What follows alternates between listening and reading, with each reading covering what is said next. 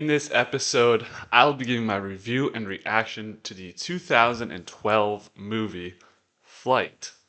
Let's take a very dangerous flight and get into this movie review. Do something, man. People are questioning you. Shut up. Shut up. Okay, yep, do that. Sure, guys. Stupid and dumb. Just an idiot. Get your shit together, son. Fuck it. I loved it. Welcome to the DubCast.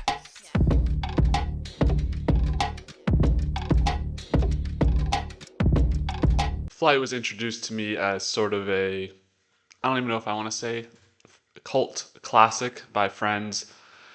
You know, some scenes in this one have been making the rounds recently on Instagram Reels as well.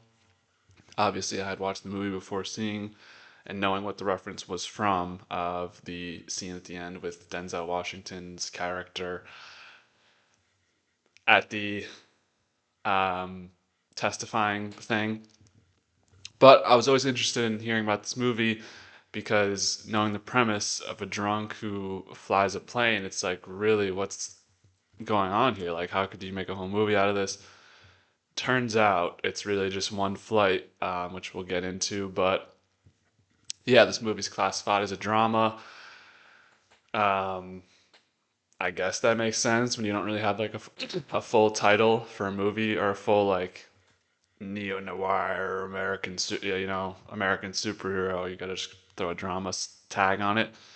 And I've watched a ton of Denzel Washington on this channel so far, so I had high hopes. Denzel Washington is one of my, I gotta say, favorite actors at this point. He's got good films, bad films, everything in between, but you can always respect and love Denzel through his work. And, this was a good Denzel performance, so I was happy to see that. The director, Robert Zemeckis, crazy record and resume of him where he did Forrest Gump and Back to the Future, then he's doing a movie like Flight. Like, that's very interesting filmography there for Robert. I don't really see the similarities in this movie between those two at all. And well, I don't really look at like the finer details. I'm just watching the movie and observing what I like and don't like. That's how we do it. But yeah, I mean, I have to say, um, I'm sorry if you're listening, Kelly Riley. I don't like her. She was a big part of True Detective season two. Just feels very like weird on screen. Like I don't like it. I'm sorry, Kelly, but it's just the vibe I get. Like, I don't know. I don't think she's one of my. She might be like everyone has that sort of person they don't like seeing in movies, and that might be it for me. Like, and I haven't even seen any of her movies. This is like the first movie I've seen her in. Is just True Detective season two. Is like she was annoying, and then they make her to be the protagonist. Not to be a spoiler for season two of True Detective. It's like 20 years old at this point, but it's not 20. It's like 10. I don't know. I don't really like Kelly Riley. And then you have Don Cheadle, who I like Don Cheadle. So decent cast. Didn't it's mostly just a Denzel movie. It's kind of like a Denzel. I don't want to say coming of age because he's like an unk in the movie, but I don't know.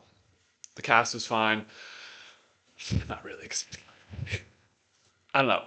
Am I wrong on Kelly Riley? Are there Kelly Riley supporters out there? Let me know. I'm sure if there are, you're watching this movie review. So overall, I thought this was a solid movie. Granted, I had higher hopes for it than I actually landed on it, which we'll get to the score at the end. But it felt like, I was expecting another shoe to drop. Like, this is a movie called Flight, and there's only one flight in it. I guess, it's indicative or whatever, and that's what we're going off, the one flight. But it's like, I wanted more flying, because you're thrown into the first scene where he's like drinking a little bit, and you're like, oh shit, is this guy? How does this guy get away with it?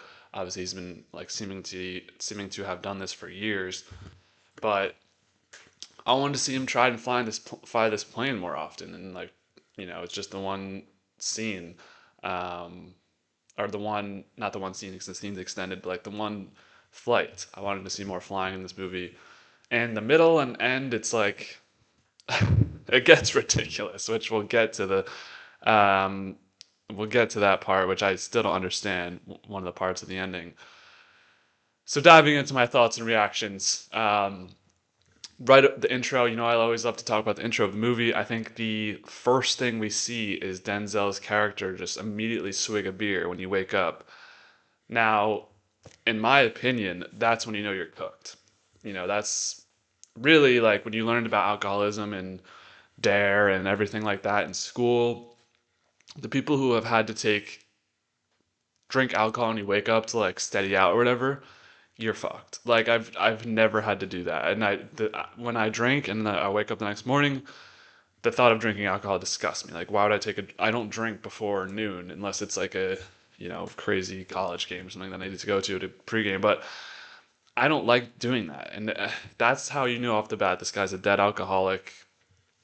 Not my move. I don't if y'all do that, I would recommend maybe try drinking a little less. I think I have a safe, healthy relationship with alcohol. Um, but if you need a sip of alcohol when you wake up, if you have a beer on your nightstand that you intend on drinking in the morning, I've had a friend or two like that. You're cooked. You're chopped. Um, so yeah, the first flight, which when I was taking my notes, I thought was genuinely insane. Turns out it'll be the only flight. Don't ever think I've been on a plane with that much turbulence. Thank God, knock on wood. Um, I don't like I hate the idea of plane crashes and being turbulent in the air. I don't I haven't had bad turbulence, so I can't say, oh, this is that. Like I take one or two flights a year if that. Um, so I don't like turbulence. Didn't like the early vibes of the flight. But no, this flight is genuinely insane. After this dude, the flight takes a dive and then he's flying inverted, which I didn't even know was possible. People are puking all over the place. His girl, the flight attendant, is walking up and down the aisles. Trina, I think her name is, and then she gets killed trying to save other people. When I think they were sleeping together the night before and partying. Obviously, the whole big thing of this is Denzel taking two nips of straight vodka, I think, before the flight, and then puts them in the trash, hides them when everyone else was in their seat. So yeah, I this was insane to watch. Turns out most people die. He wakes up in the hospital, but he's labeled a hero because this should have been a total loss. With I think it was like a malfunction and something under the plane. I don't know plane technology terms, um, but with something under the plane failing, he had to fly inverted, et cetera, et cetera. Basically landed the plane in like the middle of a field. So good, he's got good flight skills. It's just that he's a drunk, and that's kind of the whole schematics of the movie. Um, we move on to him kind of recovering in the hospital, blah, blah, blah. This part's a little bit boring where the guy's like, I got your back, blah, blah, blah. I hate watching people do heroin in movies. I don't know. I have to look up who this is, who I'm even talking about. Uh, I think it's Kelly O'Reilly's like, I'm an addict, but I don't want to do it. And then they make them do it to each other. Like, I hate that when it's like the addicts and you watch them do it again. Um, I don't know. I don't like watching that. Oh, okay, this guy. Harling is the man. He's like he's Denzel Washington's like go-to plug, brings in everything. We love Harling. Harling was like a comedic relief character in this very serious movie. He just wants to get blasted with the boys and always like sneaks in alcohol, sneaks in drugs to him. So that was hype. But yeah, Kelly O'Reilly, or oh, I'm saying O'Reilly, Kelly Riley doing heroin, and then like Denzel's like, hey, we should do heroin. I just don't like watching people do heroin. I don't know if that's a me thing or whatever. So someone pulls out a phone at some point. I didn't like this where someone had Game Center on the bottom row of your phone. Like, I know this is a 2012 movie, but do you really have? I've never had Game Center on like the bottom row. If you have an iPhone, Apple product users, if you have the bottom row, let me look at mine right now. I don't have I would never have Game Center on that. I have messages and Spotify. I've had like Twitter and stuff on there before, but I would never have Game Center. I thought that was an odd one where I like clocking in on those little phone screens and seeing what's going on. Game Center, come on. So they find out he had 0.24 BAC while flying and cocaine in his system. Now, let me remind you the legal limit to drive is .08. So he was triple above the limit while flying a plane and also had cocaine in his system, flew this bitch inverted and landed it. So I think the whole, like, one of the themes of the movie is he's like not really in the wrong because he did all he could to land this plane. It was like a technical malfunction, but he was just dead drunk. So it was like, what the fuck was he doing? Um, Flying inverted and then being drunk. Like it's a whole dichotomy of like he's a great pilot, but he's also a drunk and shouldn't have been that drunk. And imagine if he was sober with the technical difficulties. But I don't know. We get to the iconic chug scene where he just starts chugging alcohol, of course. And then the co-pilot, who's this very like young religious guy, didn't talk about him yet.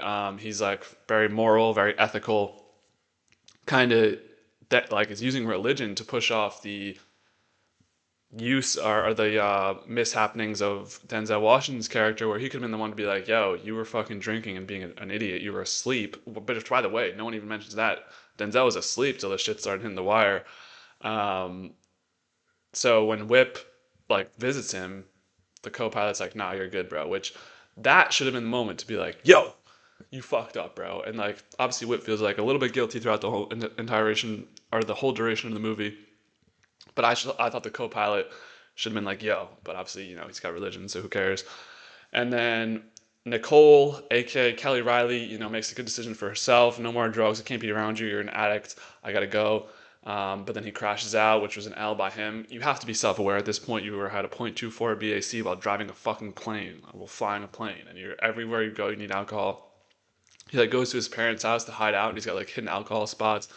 This is like a true alcoholic movie. And so finally, they need him to do one last thing to testify in front of this board. And this is the part that I thought was so dumb, where he's in a hotel room, and there just happens to be, those connecting doors in between two hotel rooms, and the door is a little bit adrift. So he's like, you know what? Let me go check. And he opens it, and there's fucking a fridge full of alcohol, which why are you going into that room, first of all? Why are you opening the fridge and drinking what's in there when that's not yours? It was seemingly like a trap set up by somebody, and I think I looked this up after the movie. I couldn't figure out who was doing it. Maybe it was like a play by the board because they knew he was an alcohol. They knew everything he was going to say. But if they had that on him, then they would have just said it.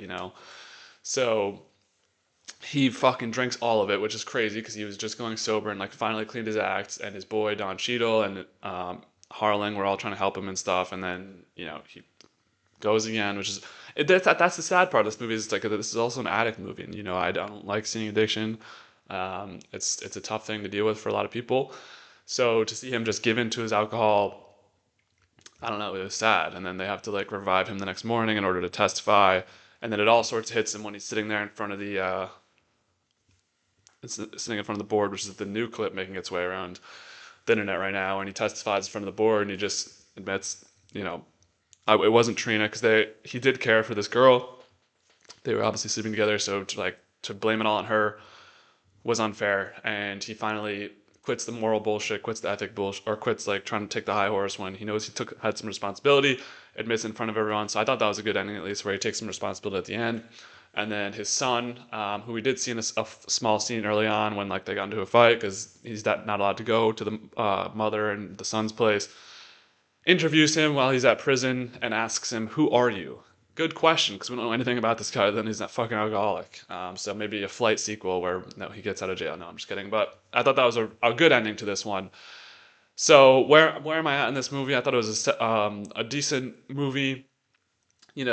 Not as high of a score as I would have expected coming into this, just based off what I'd heard in the past in the movie, Denzel being in the movie. I'm gonna give this one a 7.8. I think it's a solid watch. Interesting concept where you have a drunk watching or a drunk flying a plane. It's only for one thing though. I wanted to see more flights. I wanted to see more of that part of it. But I think the overall moral and theme of the story is good, where he learns to like take responsibility at the end. Although it wasn't really like, I don't know, that kind of just was like a random pull in my opinion. Like there wasn't really any teaching moments throughout that. Like one moment to say, do this, but maybe that's the point. It's like these small moments. I don't know. 7.8 for Flight. So where does this movie rank amongst the other movies we reviewed so far? So this is the number 39 movie of 78 movies reviewed, tying with The Gentleman, The Amateur, Deadpool, and Wolverine. I would take all those mentioned movies above this movie slightly, so this is the least 7.8, but they're all 7.8, so very close score, you know it. Anyways, Denzel Washington movie. This is the seventh Denzel Washington movie we reviewed so far on the channel. So about a tenth of the movies are Denzel Washington movies. This falls behind Training Day, which is goated 9.1. American Gangster, good movie 8.1. This does beat out the rest of them though. The Little Thing 7.6. Man on Fire 7.3. The Manchurian Candidate 5.7. I lied. There's only 6 movies of that, and we have one Don Cheadle movie to compare it to, which is Boogie Nights, which is a 6.9. So this becomes the new best Don Cheadle movie. So that's my review on Flight. What did you guys think of Flight? I think it's a weird one to look back on. I think it's a good one-time watch, but after you don't need to watch it again. It's kind of just a solid one-time watch in my opinion. So that'll do it on Flight. And what do we got coming up next? I got the almighty sheet. So movie reviews next. You can expect Blade Runner, the original, and then Blade Runner 2049. Besides that, we're streaming NFL every week. Week 18 coming up. Week 17 recap, and then UFC is making the big move to Paramount in about a month. We'll be doing maybe some more content with that, maybe 2 podcasts instead of one, so we need to talk that through. But yeah, expect more content. Survivor 50 is coming.